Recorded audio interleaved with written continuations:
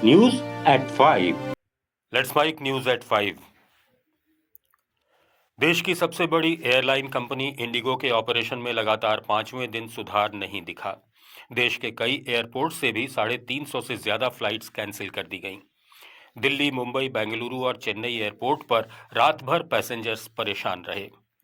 इससे पहले 4 दिन में रद्द उड़ानों की संख्या 2000 से ज्यादा हो गई है। पिछले 4 दिन में रोजाना एवरेज 500 फ्लाइट्स लेट हो रही हैं। केंद्रीय मंत्री भूपति राजू श्रीनिवास वर्मा ने कहा कि डीजीसीए नियमों के अनुसार उचित कार्रवाई चल रही है और 1-2 दिन में स्थिति सामान्य हो जाएगी ताकि यात्री सामान्य यात्रा कर सकें। केंद्र सरकार ने जांच शुरू की है कि क्या वित्तीय नुकसान या अत्यधिक वर्कलोड से ये व्यवधान हुआ है। ఏదైతే డీజీసీఏ నిబంధనలకు అనుగుణంగా అందులో దానికి తగినటువంటి చర్యలు తీసుకుని 1-2 రోజుల్లో ఇండిగోకి సంబంధించి విమాన ప్రయాణాన్ని రెగ్యులర్గా చేసేటువంటి కార్యక్రమం కేంద్ర ప్రభుత్వం తీసుకుంది. విచారణ కూడా పెట్టారు సార్. విచారణ కూడా అనౌన్స్ చేశారు. ఎందుకు డిలే అవుతున్నాయి? ఎందుకోసం? ఆర్థిక నష్టాలు కొన్ని అయితే. Let's Mike News at 5. पश्चिम बंगाल के मुर्शिदाबाद जिले के बेलडांगा में बाबरी मस्जिद की नींव रखी गई। तृणमूल कांग्रेस से निलंबित विधायक हुमायूं कबीर ने मस्जिद निर्माण की अगुवाई की। हजारों की संख्या में लोग सुबह से ट्रैक्टर, ई रिक्शा और अपने सिर पर ईंट लेकर निर्माण स्थल पर पहुंचे। बेलडांगा समेत आसपास का इलाका हाई अलर्ट रहा। बेलडांगा और रानीनगर थाने के इलाके और उसके आसपास सेंट्रल आर्म्ड फोर्स की 19 टीमें, रैपिड एक्शन फोर्स, बीएसएफ, स्थानीय पुलिस की कई टीमें समेत 3000 से ज्यादा जवान तैनात किए गए। कलकत्ता हाईकोर्ट ने मस्जिद निर्माण पर रोक लगाने से इनकार कर दिया था। कोर्ट ने कहा कि कार्यक्रम के दौरान शांति बनाए रखने की जिम्मेदारी राज्य सरकार की होगी। हाईकोर्ट के निर्देश के बाद हुमायूं कबीर ने मस्जिद की नींव रखी। इस पर भाजपा के राष्ट्रीय महासचिव तरुण चूड़ ने कहा कि देश की संस्कृति को तबाह करने की अवधारणा लेकर बाबर भारत आया था। वो बाबर जिसने गंगा, यमुना और सरयू नदियों को हिंदुओं के खून से लाल कर दिया, उसके नाम पर कोई स्मारक या वस्तु देश कभी स्वीकार नहीं करेगा। तरुण चूड़ ने इसे देश की भावनाओं के खिलाफ बताया और कहा कि ऐसे प्रयासों से सांप्रदायिक सद्भाव बिगड़ सकता है।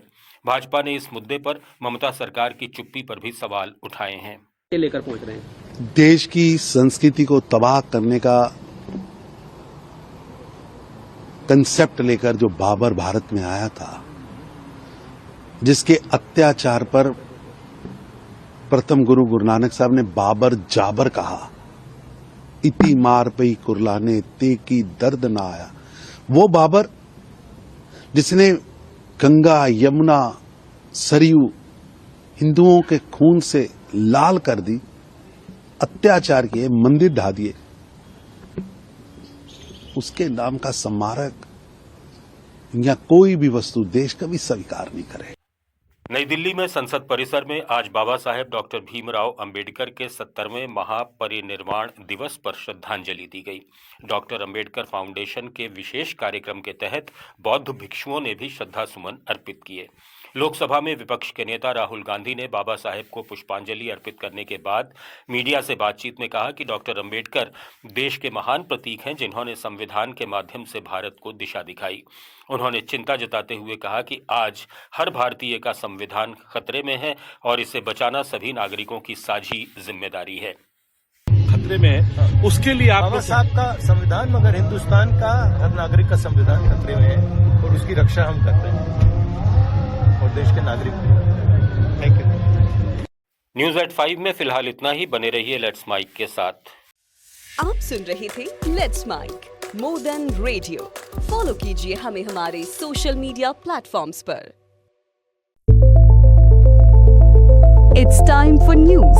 It's time for more than radio. Presenting the first radio news app, Let's Mike. Let's Mike, a news-based app on your phone where you get to watch and listen news, talk shows, interviews, radio show podcasts.